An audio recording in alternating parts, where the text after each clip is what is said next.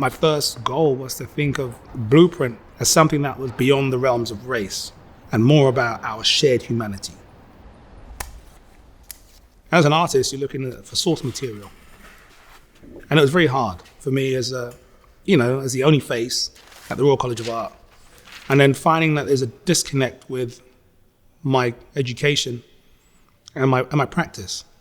The kind of work I was making at the university wasn't anything like the kind of things that I had been experiencing or the things that had made me who I am or carried me to that point.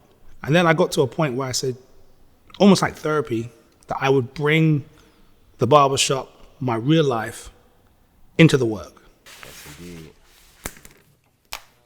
When I was much younger, the barbershop was my first learning space. When someone's getting a haircut, they speak differently, as opposed to sitting in a space and having that discussion. Absolutely. They will tell you, kids are seen and not heard.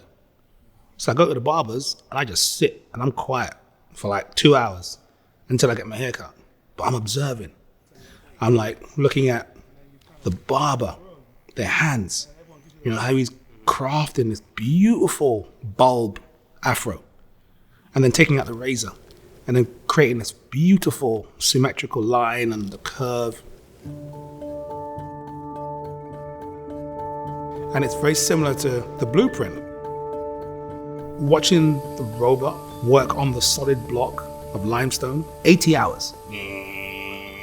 And then they said, okay, now what we're gonna do, we're gonna work with a master carver to come in and carve in the detail.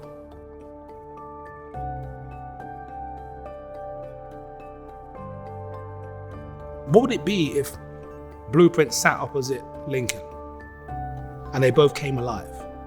What would a conversation be? That for me is far more interesting than saying, well, let's take one of them out of the public sphere and we're just gonna have things that we think are really important. For some people, with public forms, public sculptures, public monuments, there's always gonna be a problem with why is it this and why is it not this? I'm hoping that piece will start to raise some of those kind of questions and we can hold a mirror up to ourselves through the work.